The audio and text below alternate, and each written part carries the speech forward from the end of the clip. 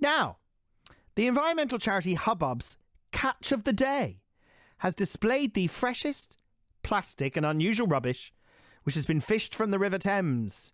The colourful stall was set up at Putney Riverside this weekend.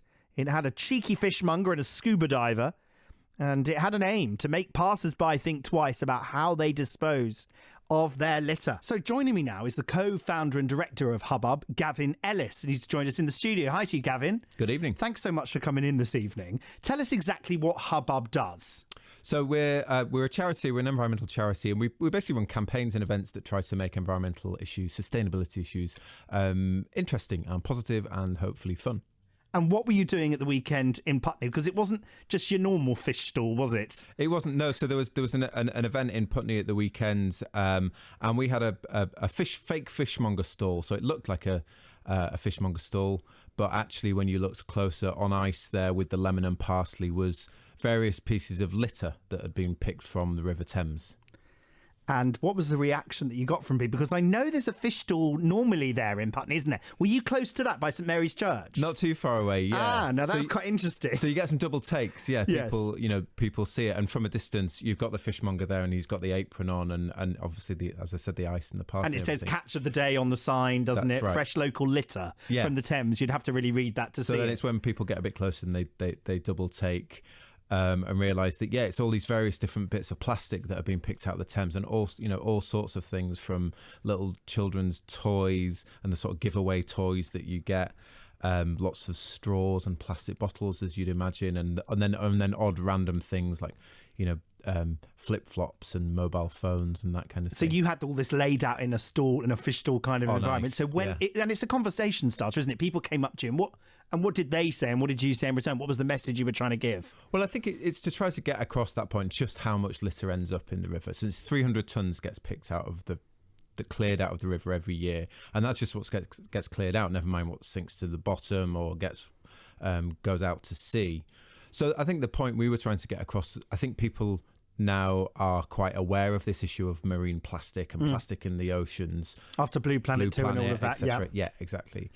But I think it's just trying to get across the point that this isn't just an issue that's in the Pacific or the Indian Ocean on the other side of the world. It's here in London, in the UK, but there's something we can all do about it, which is just really taking care of where we put our rubbish and making sure that it goes in the bin, recycle it if possible.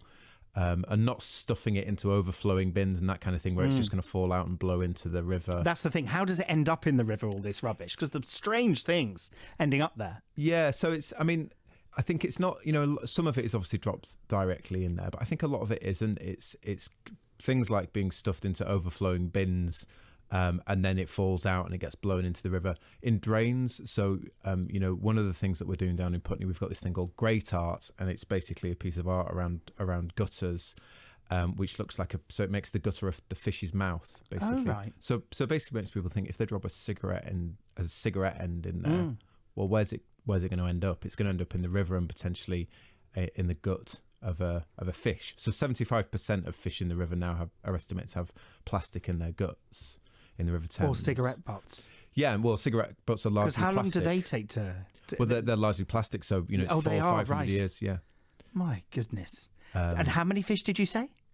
It's 75% of fish that were sampled in the river had plastic in their guts. So it was basically just a way of trying to, hopefully in a kind of positive way, trying to get people to think about, okay, this is a serious issue right here. We're repeating it on the 23rd of September, actually. The fish stall. The fish stall, in same place, on Putney Embankment. We'll also have a boat that we've had made recently, which is 99% made out of recycled plastic. The boat itself. That's right, yeah. Yes, you're doing a plastic fishing trip. I was going to ask you about that. Exactly. People can book plastic fishing trips through you, can't they? Yeah, that's right. Book these plastic fishing trips. So on the 23rd in Putney, there'll be an opportunity to sign up and go out on some plastic fishing trips. And literally you are fishing for plastic. Yeah, you've got grabbers, is what it says on the tin. Exactly. And what have people found? What are the strangest thing you've found when you've picked things out of the Thames? Oh, I mean, yeah, all sorts. Weird and wonderful and fairly disgusting as well. But you find a lot of shoes and flip-flops, weirdly. I don't know why that is. I don't know why people are discarding or something. Yeah, discarding their shoes. I noticed one picture of a little glass sort of jam jar filled with cigarette butts. Yeah, that's nasty, isn't it? Oh, so we put it in. We found those cigarette butts and we put them in a jar to make it look like the kind of thing you would buy in a fish. I see. Fishmonger. Clever. Yeah, exactly. Very clever. And Hubbub was formed how many years ago? We've been running 4 years now. And you do this and then do other things as well, don't you? What's the ultimate goal? You do a lot in the community, don't you? Yeah, so a lot of basically sort of community-led campaigns that are around sustainability issues, but trying to show people the simple things they can do in their day-to-day lives, whether it's around reducing plastic, reducing litter, recycling, reducing food waste, whatever it might be, but just showing that it doesn't require a massive rethink of your entire life, but there are simple things that we can all do day to day. And you've got community fridges. What's that about? So that's one of them. Community fridges are basically, as it suggests, it's fridges and often freezers as well in a community space, an accessible community space, and then members of that community, members of the public, can just come in and access food that's been put in those fridges either by local residents or by local businesses. So it's surplus food that is still perfectly good to eat, and there are really strict health and safety regulations around it. But that food gets put in the fridges and freezers, and then people can come and access it. So often people, who really need it in the local community, can access food that would have otherwise gone to waste. And if people want to get involved with you, can they get involved with you? Is there a voluntary way of getting involved and doing stuff with you? Yeah, absolutely. So the best way is just to go to the website, which is Hubbub, hubbub.org.uk. And you can book to go on one of your plastic fish and chips. And you can Is it fun? It's really fun. So we've got one boat in West London, which we launched 2 weeks ago. We've got another one that's based in Docklands, and that goes on plastic fishing trips all around Docklands under the shadow of the skyscrapers there. It's apart from anything else, an amazing way to see Canary Wharf. What is the one thing that every Londoner could do to make the planet better?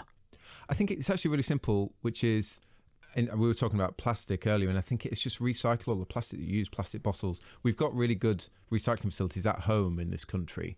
So, if you're using plastic bottles and you can't find anywhere when you're out and about to recycle it, just pop it in your bag, take it home and recycle it. That's the one, we all use plastic day to day. It's hard not to.